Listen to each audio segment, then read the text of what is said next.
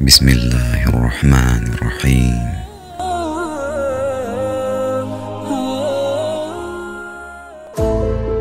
Jadikan buah lemon itu minuman yang manis. Orang yang cerdik itu akan berusaha merubah kerugian menjadi keuntungan, sedangkan orang yang bodoh akan membuat suatu musibah menjadi bertumpuk dan berlipat ganda.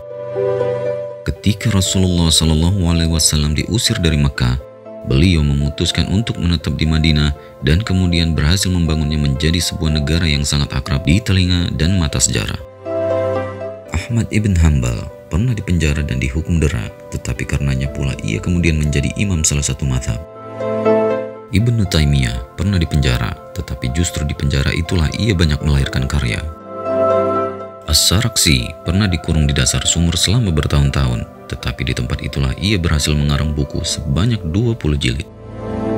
Ketika Ibnul Athir dipecat dari jabatannya, ia berhasil menyelesaikan karya besarnya yang berjudul Jami'ul Usul dan An-Nihayah, salah satu buku yang paling terkenal dalam hadis.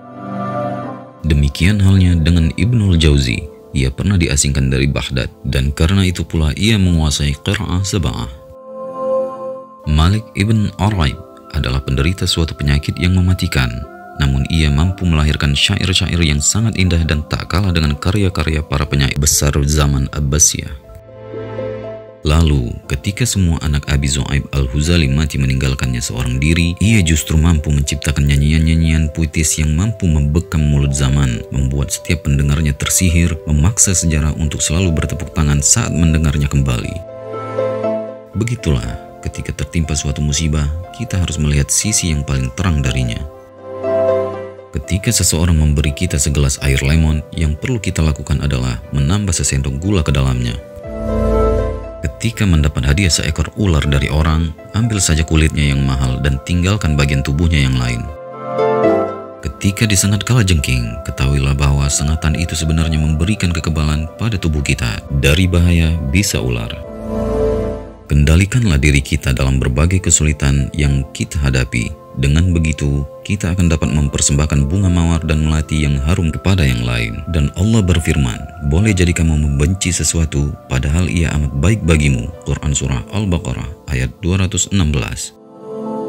Sebelum terjadi revolusi besar di Prancis, konon negara itu pernah memenjarakan dua sastrawan terkenalnya. Salah seorang dari keduanya sangat optimistis dan yang seorang lagi pesimistis bahwa revolusi dan perubahan akan segera terjadi. Setiap hari keduanya sama-sama melongokkan kepala melalui sela-sela jeruji penjara. Hanya saja sang sastrawan yang optimistis selalu memandang ke atas dan melihat bintang-bintang yang gemerlap di langit. Dan karena itu ia selalu tersenyum cerah. Adapun sastrawan yang pesimistis, ia selalu melihat ke arah bawah dan hanya melihat tanah hitam di depan penjara dan kemudian menangis sedih. Begitulah, sebaiknya kita selalu melihat sisi lain dari kesedihan itu, sebab belum tentu semuanya menyedihkan, pasti ada kebaikan, secercah harapan, jalan keluar, serta pahala.